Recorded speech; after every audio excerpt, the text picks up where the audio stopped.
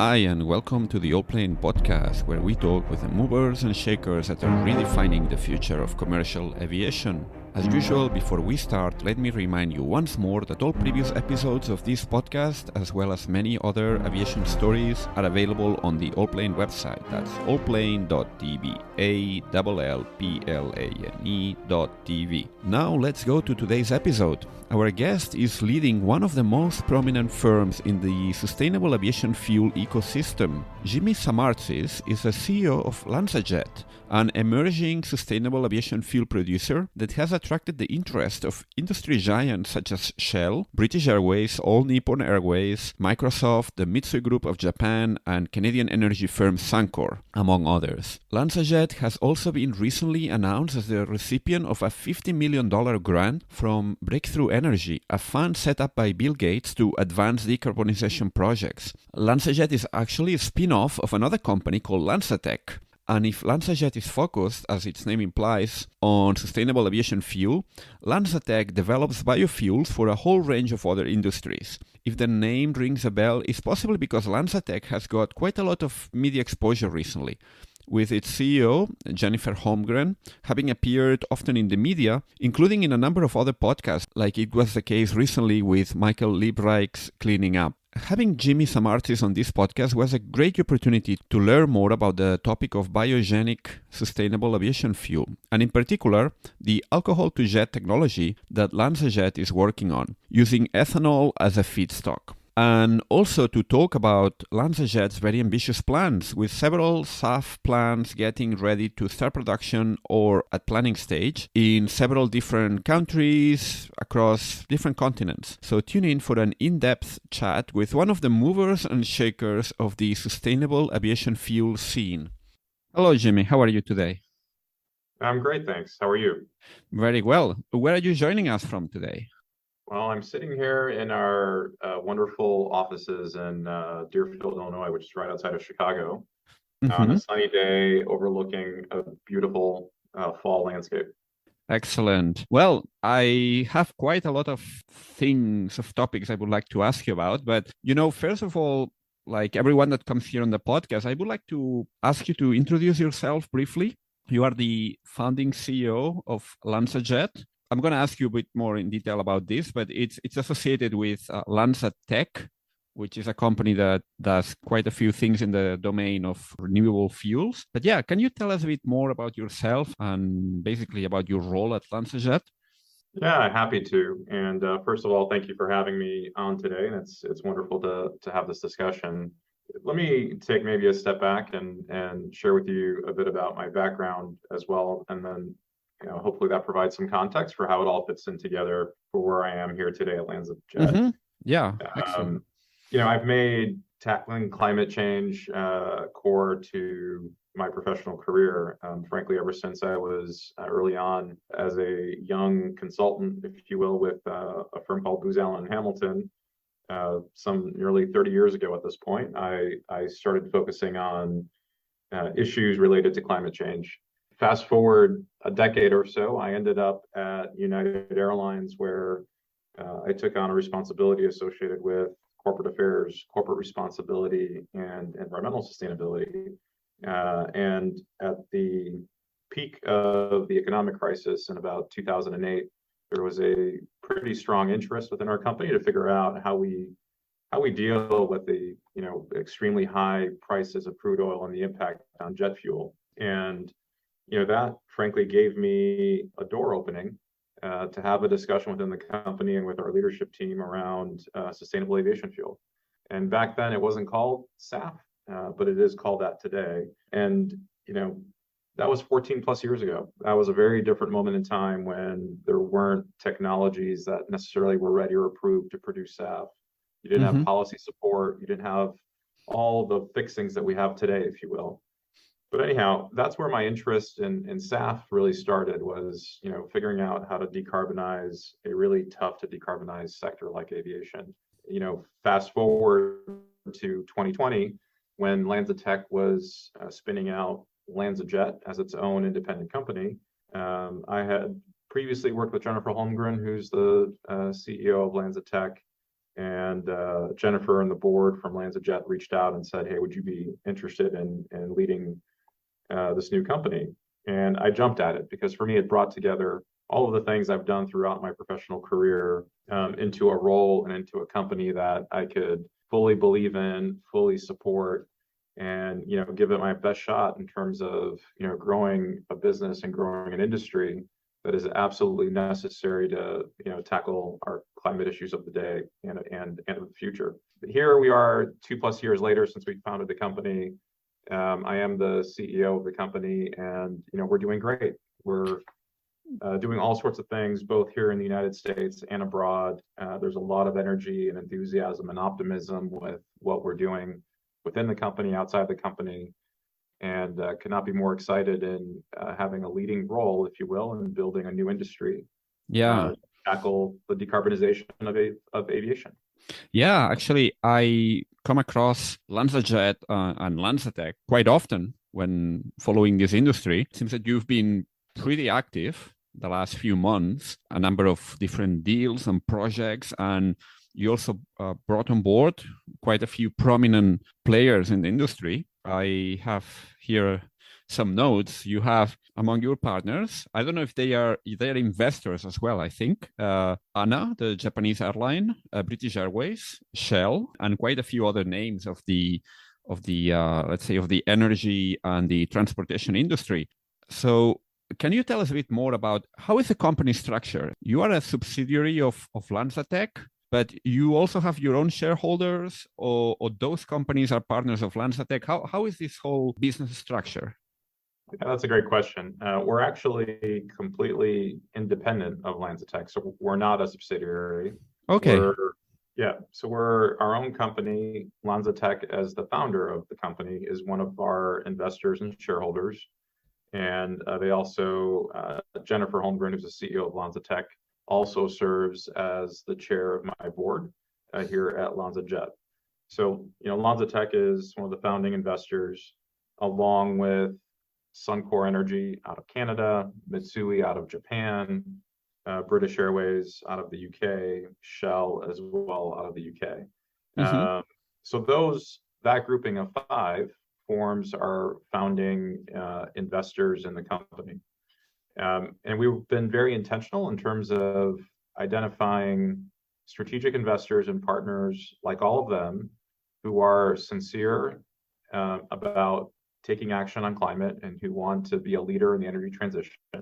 And all of them check that box. They all are very active, not just with us, but in general, in terms of, I think of them as being at the tip of the spear, if you will, in terms of the energy transition.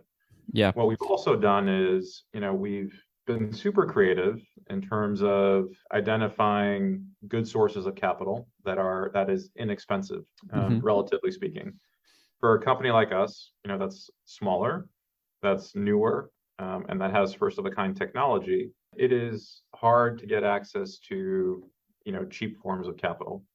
Banks and infrastructure funds and private equity players are all very keen and all very interested in providing capital to help us build projects and to help us expand the company.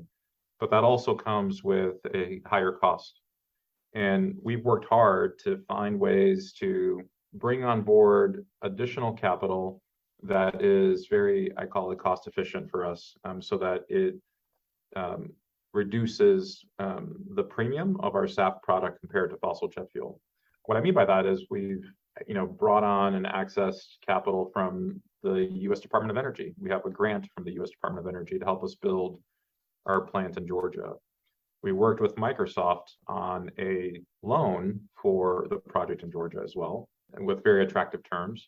And then more recently, we partnered with Breakthrough Energy as the first investment that Breakthrough Energy is making in sustainable aviation fuels through their Catalyst program in particular, to support our project in Georgia. And that is also a grant, so very attractive capital. And then you mentioned Al Nippon Airways. Yeah, Al Nippon Airways has also participated with us financially. They've given us capital early on in the growth of the company, but they're not, technically a shareholder of the company. Okay.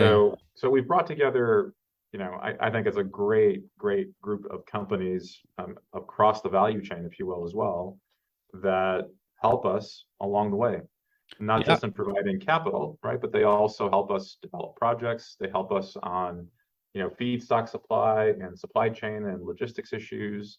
They help us on offtakes.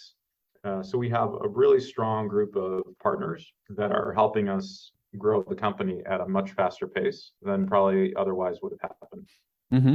Yeah, indeed. Very, very impressive roster of names there. I imagine in the industry you're in, you specialize in, let's say, a production technology, which is the alcohol to jet to produce sustainable aviation fuel. There are different ways to produce sustainable aviation fuel, different processes and different feedstocks. The one you specialize in is basically using organic matter to produce ethanol, and then this ethanol, I think, undergoes a number of chemical processes that turns it into sustainable aviation fuel, a little bit like, I don't know if it's exactly the same process that is used to produce biofuels as well for other transportation uses. But yeah, so basically you are in that market segment, and you've got quite a few projects going at the moment. I'm saying that because I was just wondering, at the moment, it looks like the demand is far outstripping supply. I wanted to ask you, what's the main challenge? I mean, is it to find customers? Is it to scale quickly enough?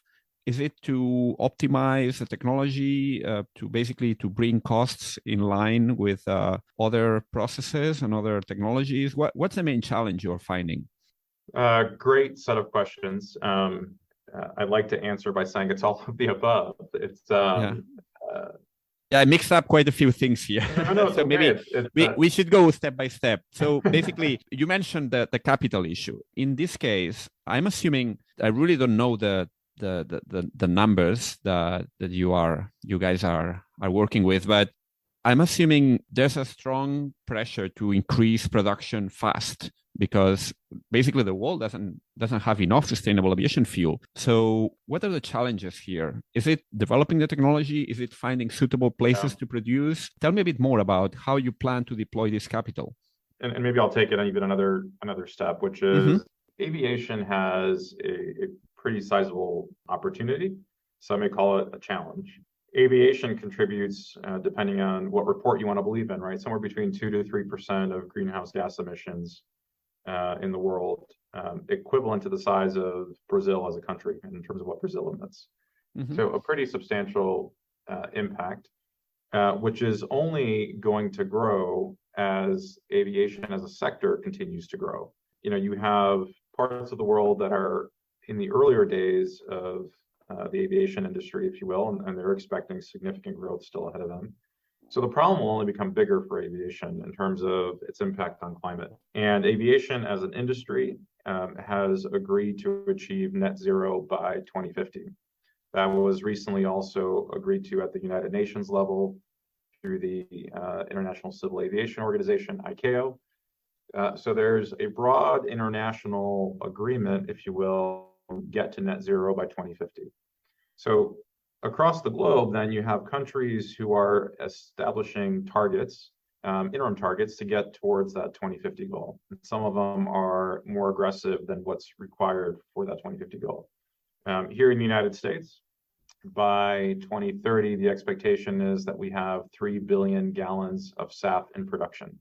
Compared to where we are today, that's a 600 times increase, right, if you will, in production levels, because all we have today is about 5 million gallons of SAF as an industry in the United States.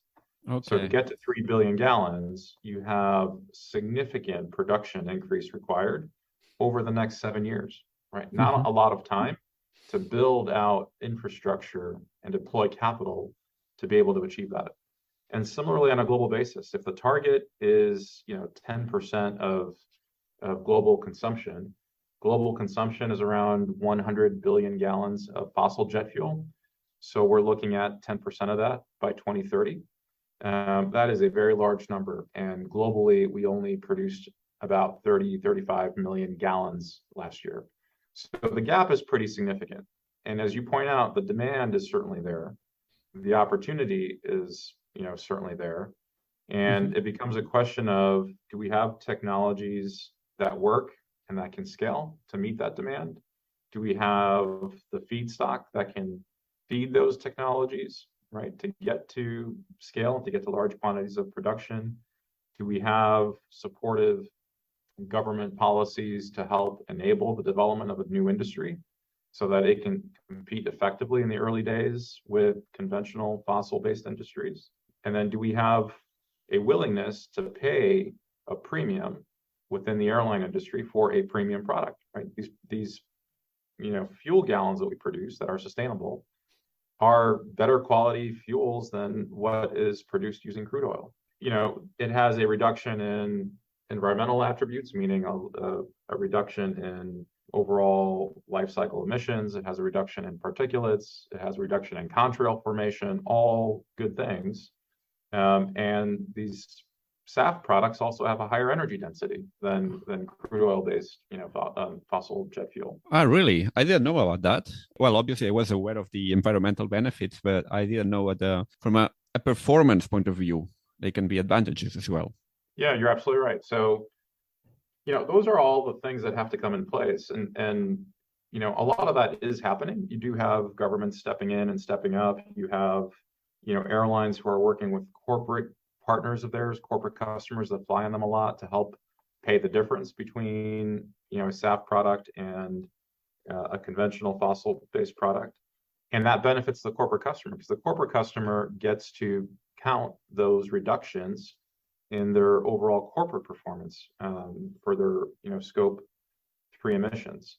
So, there are benefits there in terms of how all this comes together. But, technologies are working, right? We have a pathway called HEFA, hydroprocessed esters and fatty acids, which has been deployed. The first ever HEFA plant was built in California and was operational starting in 2016. We've had other deployments since then. HEFA technology uses an oil as the feedstock. So a lot of it has been used cooking oil, tallow, which is an animal fat, and so on. And then you have our technology, which you referenced as alcohol-to-jet. We use ethanol as a starting point, and we can dive into that a little bit in terms of why ethanol makes a great starting point, a great solution. And then, quickly, just the other pathway that a lot of folks are trying is using Fischer-Tropsch technology. And, Fischer-Tropsch technology has been deployed for decades, frankly, in certain parts of the world, and has been used to make, certain fuel products. But folks are now applying Fischer-Tropsch at smaller scales to, tackle waste sources, right? There's a lot of municipal solid waste projects to SAF using Fischer-Tropsch technology. So those have not yet hit commercial production, but there's a lot of effort being deployed. So overall, there's 7 pathways, right? Alcohol-to-jet is one of those 7. There's a bunch of other technologies and pathways that are in the process, if you will, for getting approval. So there's a lot of energy behind technologies and scaling up technologies right now. Talking about alcohol-to-jet, ethanol, which is the starting point for us, is already in abundance today. This is first generation ethanol. So between North and South America, you have nearly 30 billion gallons of ethanol that is produced. A lot of that is being deployed into ground transportation as a blend into gasoline. One of the things that's happening in the marketplace is those ethanol producers are seeing what's happening to the ground transportation market. It is electrifying, right? Cars are increasingly being produced to be electric cars, not needing gasoline. So a lot of ethanol producers are looking at the market and saying, what's next for them in terms of where can that ethanol be deployed? So that is, if you will, the current landscape of there's ethanol in production. There's a market opportunity because current ethanol producers are seeing an evolution in their market, in their traditional market, and aviation and SAF could be a very good solution for them. I just wanted to ask you about this because I remember when ethanol became, it went through a sort of boom a few years ago, maybe a decade ago, something like that. There were concerns about the feedstock driving prices up for some food stuff that has the same sources as ethanol, like some corn, I think, and sugarcane and other food crops. I don't know if that's still an issue or this has been addressed in some way. Yeah, listen, I don't want to get into a debate around that necessarily. What I can tell you is, I think from our point of view, any ethanol that we use, including ethanol that we consider to be first generation, has to meet certain sustainability certifications, right? Hmm. And it has to have an overall reduction in life cycle emissions, and it has to carry a certification by an organization like the RSB or ISCC, which means that the practices used to develop that ethanol and have been done in a sustainable way. Okay. That is fundamental. I think for us to have a viable SAF product, it has to come from a sustainable source. And if you talk to some of the current first generation ethanol producers, they'll tell you that their ethanol product is one of the best mechanisms for capturing CO2 out of the atmosphere, right? Growing crops and being able to use that as an energy source, Hmm. which is a large part what it's been today.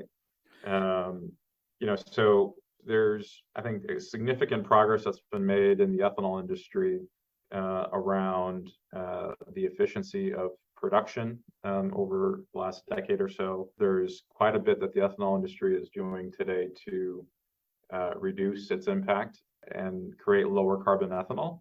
They're deploying things like carbon capture and sequestration, Hmm. which is a significant win for that industry and for us, frankly, because it reduces the carbon intensity of their ethanol by a significant amount. That's the current sort of supply of ethanol. And part of this comes down to, what is the ambition that we have? What is the goal that we have as a global society? Are we trying to make an impact on climate change as soon as we can because we need to bend the curve as soon as we can? If so, that is the source that is currently available, which can be sustainable, it can be low carbon intensity, and so on. Hmm. Um, Because if you are sourcing the ethanol. It's been already transformed from organic matter and turned into ethanol. So what you get as a feedstock is already liquid ethanol, or Correct, you yes, okay. Let's say you are a bit farther down the chain, so you're not starting from the actual organic feedstock. There's been already a step in between where someone has taken this feedstock and transform it into a liquid ethanol. Then this ethanol will go to your plants. We talk now about the different plant projects you have in right now on the table. But basically, at your plant, you transform the ethanol into ethylene, I think, and from ethylene you turn it into sustainable aviation fuel, which is already a drop-in fuel that you can then blend with a conventional fuel and basically put it on an airplane. yeah, that's absolutely correct. We start with that ethanol product. I want to go back once I answer this question though and talk about what we're trying to do in terms of building the ethanol industry because I think it's an important Sure. Yeah, yeah, puzzle here. yeah. Hmm.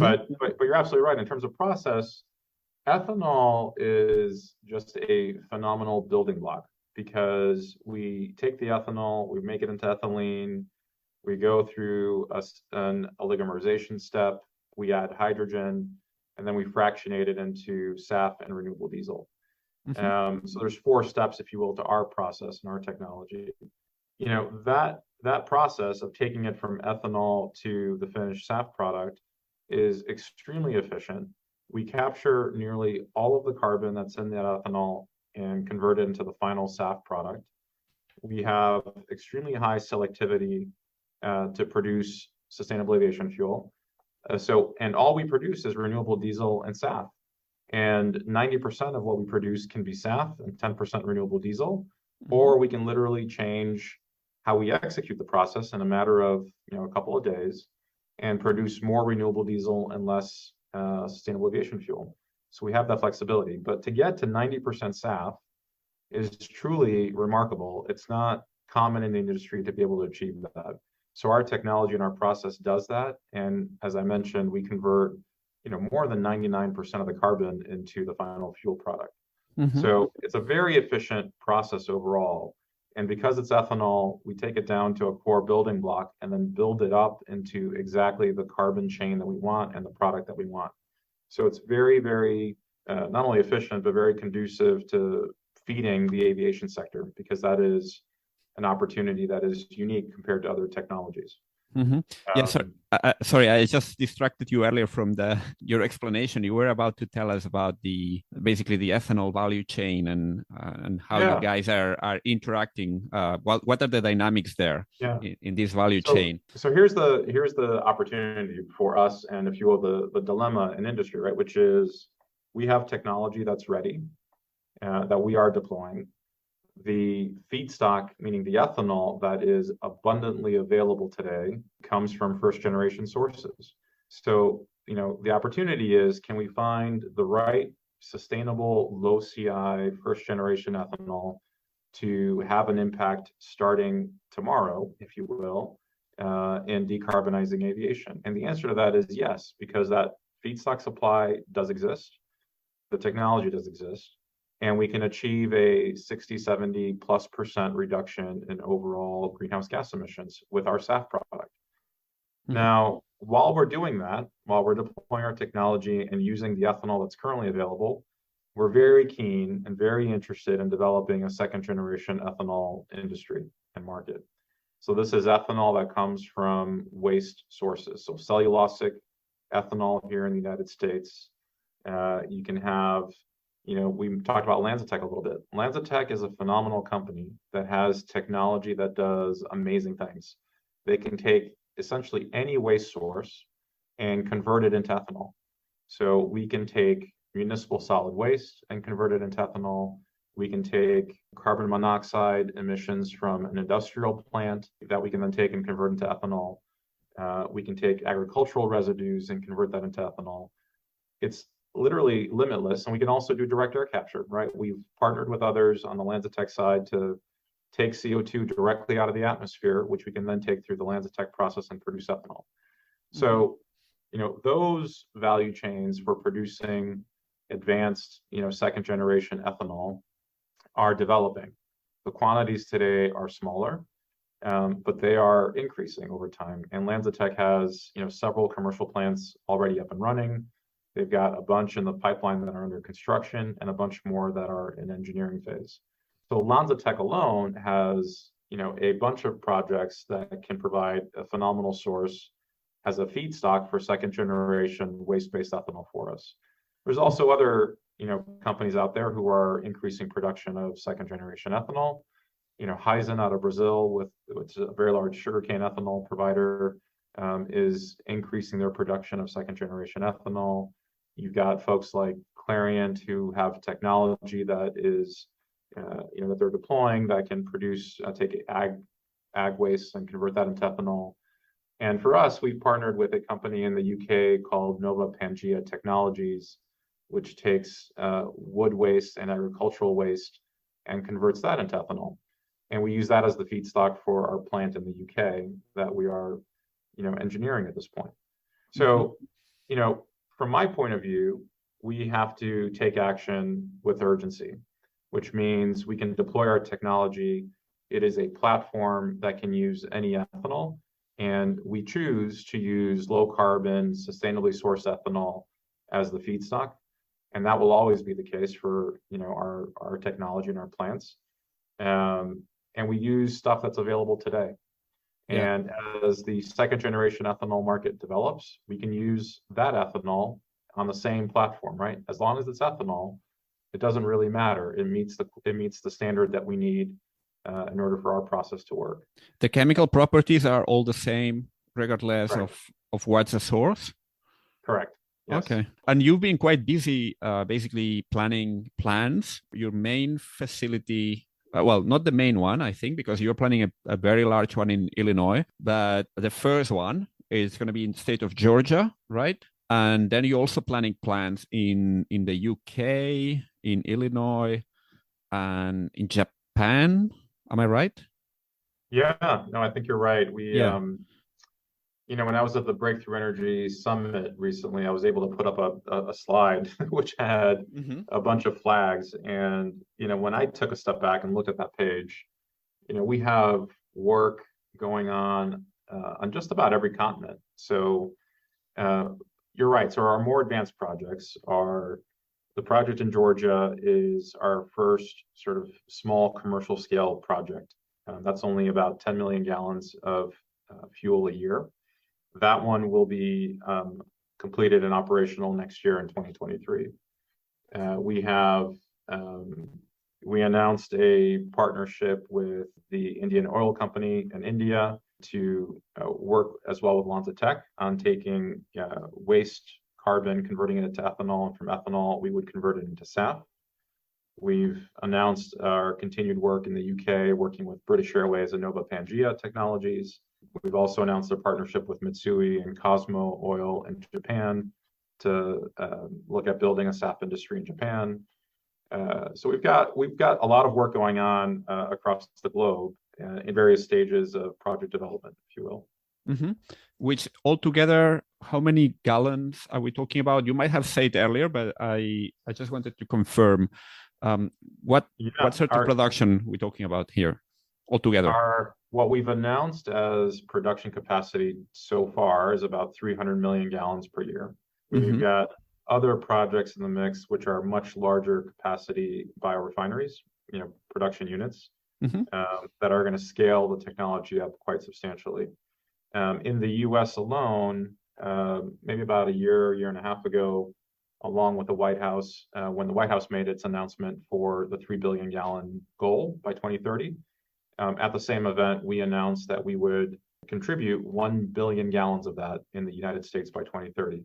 So we've got a lot of work going on in the U.S. alone to help fulfill the U.S. ambition of getting to 3 billion gallons. So, 1 billion gallons in the U.S. is our target. We think that's achievable. We've got a lot of work that supports that, some of which we haven't announced publicly, but I think we're well on our way. And then on a global basis, certain markets are more restrictive in terms of what we can use as the feedstock. So in those markets where you're restricted to second generation ethanol, those plants are likely going to be a little smaller than what they could otherwise be in a much larger market like the U.S., for example. So the government policy and government approach to how to build the industry also plays into how large some of these facilities will be. And the companies that are your investors or your partners, some of them are actually future consumers of the sustainable aviation fuel. Is all production going to those companies, like, for example, BA or, not an investor, but partner, All Nippon Airways, for example? Is there going to be anything left for other players in the market? Yes, of course there is. I think one of the benefits that any early investor has is, certain rights and certain access to product, for example, right? And both of those companies, being early partners of ours, do have certain access to our product, but by no means is it all of the product. And the goal is for us to have plenty of product to be able to sell in the market. Keep in mind that not all of these facilities are going to be LanzaJet branded facilities. Some of these are being developed in partnership with our investors. So they will be likely a Suncor facility or a Shell facility using LanzaJet technology. So depending on the project, there's a different business model that is likely in place for that project. That may mean different things, may mean different things for who's the off-taker, how we're going to market that product and so on. Okay, excellent. So, I don't know is there anything else we can expect in the near future, because you guys have been, as I mentioned, pretty active. I'm getting all the press releases that you are announcing new deals constantly. What can we expect in the near future, if there's anything that we should be paying attention to?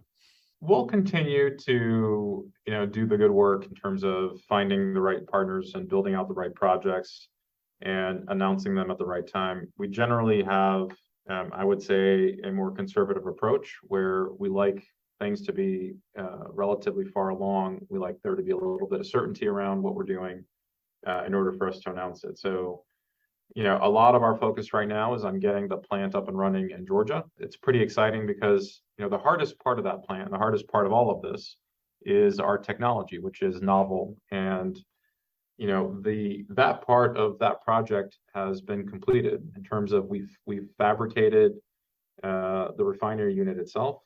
It's going to be making its way to Georgia because we did this in a modular structure, in a modular format. It's pretty exciting times for us here at the company because some of our folks, their life's work, if you will, in some ways, is now showing up as an actual refinery unit. So it's pretty exciting in terms of what's happening at the site in Georgia with these modules arriving and being erected. And it's very tangible, right? We're all about urgency. We're all about action here at LanzaJet. And, this is becoming more and more real as every day passes. Mm-hmm. So, we will certainly have more announcements, but we also take an approach of we work with our partners in quite a bit of detail, ensure that we feel comfortable and confident in how projects are progressing before we talk about them publicly. So in principle, next year, we can expect fuel to start coming out of this Georgia facility. Yeah, that's the hope. So we will be mechanically complete next year. We will start up the plant. It may take some time to get it fully operating the way we want it to, but that's the expectation, is that it will be operational next year. Excellent. So for anyone willing to learn more about the company, I guess go to the website, LanzaJet.com. And there's a form there if folks want to submit it. If they have any questions, or reach out on LinkedIn is also a good format. Excellent. Well, thank you so much, Jimmy, for your time today and for sharing a few details about this very interesting string of projects you are working on at the moment. Wishing you all the best because we need a lot of sustainable aviation fuel in the near future. And welcome here in the podcast at any other time to share any other projects you might have. Thank you so much. It's been great to chat with you, and look forward to doing it again. Before you go, and if you like this podcast, a quick reminder that it would be absolutely great if you could please give it a rating on Apple, Spotify, or whichever platform you're using, or recommend it to a friend or whomever might be interested. Thank you very much, and see you soon.